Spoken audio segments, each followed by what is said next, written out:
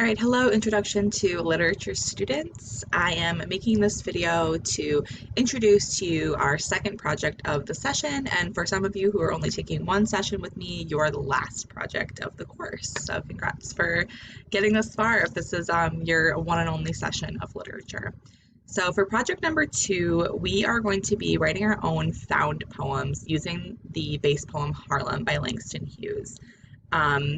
And basically, this is just going to be a culmination of all that you have learned in terms of the Harlem Renaissance and poetry. I will say that it's mostly a culmination of what you learned about poetry, just because in terms of Harlem Renaissance, we learned about what that is, how it affects the poems that were written during the time. We did a ton of analysis and responding to that.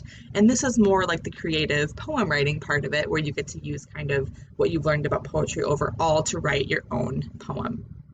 And I recognize how difficult it can be to write your own poem from scratch, just because, yes, you know all the tools and elements that go into poetry writing, but how do I get going? How do I get that abstract poetry feel? Well, what I figured is the best way to do that is to just use stuff from other people. And no, this is not plagiarism. This is inspiration. This is using somebody else's works or a structure or art to make something of your own. And I feel that's the easiest way to write poetry, and in specific to this unit, to write poetry that reflects sort of the time period that we've been studying. So if you are going through the chart or going through the assignment sheet, you want to read these instructions very carefully, and I'll go through them just for the sake of making sure that we're very clear about what's going on here. So what is a found poem? A found poem takes existing texts, in our case existing poems, and refashions them, reorders them, and presents them as our own personal piece of poetry. In its purest form, a found poem keeps the same lines and the same structure, so it looks the same, but it just has a couple of different word changes, and that's what we're going to be doing. We're going to be taking the similes in Langston Hughes' Harlem and making them our own similes to reflect our own experiences. So for this particular project, you are, like I just said, using the poem Harlem, and you're going to be using this original poem that reflects the experiences of a Black person in during the Harlem period, and how it feels to kind of have that American dream lost to them. You know, though all of these white folk get to the Harlem or get the American dream entitled to them, for people of color, it's not quite like that. You know, they lack that experience, they lack the opportunities and the equality to achieve their dreams, and that's kind of what the poem Harlem is all about, and we discussed that in our response work, right? It really just reflects the inequity and inequality in America during the Harlem Renaissance. So what you're going to do is you're going to tie your poem very loosely from that concept, right? Because if you look at the template that I provide, the very first line, what happens to a dream deferred, is exactly the same.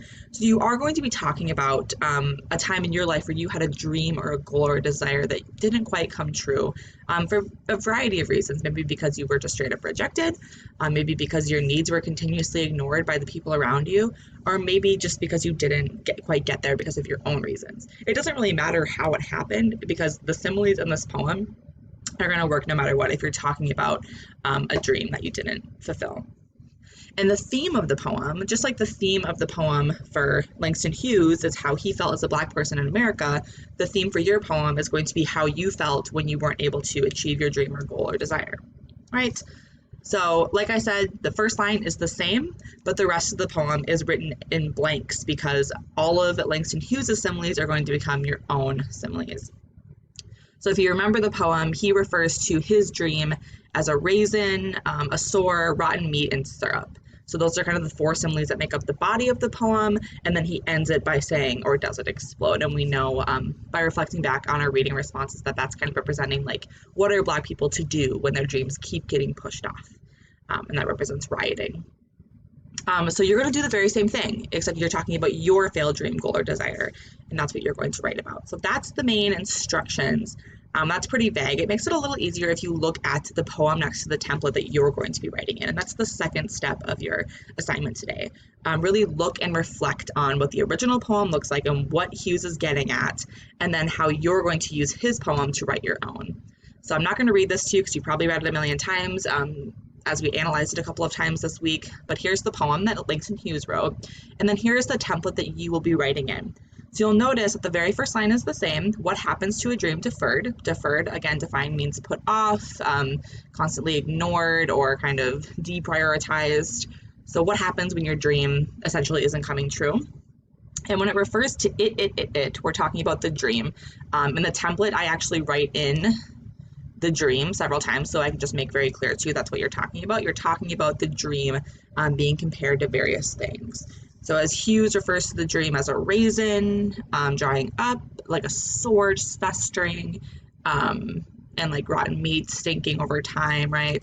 So you're doing that very same thing. So it's blank, does it do this like a this? So it's verb like a noun. Does it verb like a noun? Does it verb?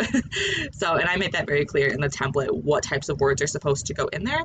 And you can fill it in and kind of take a look at it and think, okay, do I like the nouns and verbs that I paired together, or do they not really make sense? Because once you get a feel for the template, you will be able to more successfully write the poem, because you'll kind of get a feel for the meaning of each line and how it's supposed to sound. It's very hard to describe unless you're just kind of doing it. So that's why I have you kind of write out what it is that you want to talk about and how it makes you feel first. So that's step 2. You're going to tell me what failed dream, goal, or desire that you personally had in your life that you would like to write your poem about. And then you're just going to give me like a brief, like 1-sentence summary about just like how it made you feel, like in general, to give yourself a good starting point for writing the poem and to give me an idea of maybe what your poem is trying to convey. So if you move on to step 3, which is kind of the bulk of what you're doing today, you are filling in a chart to map out each line of your poem. So ultimately, when you come back to this on Monday to start writing your final draft of the poem, you pretty much have the poem written out for you. So what I did was I wrote my own found poem. I wrote it about something that I would have been maybe upset about, or a lost dream of mine when I was in high school. So for me, it was when I got cut from my high school volleyball team my sophomore year, which was awful. And at that time in my life, it was like the worst thing ever. So I figured I would write my poem about that so it's a little more relatable for you. So here's how it goes.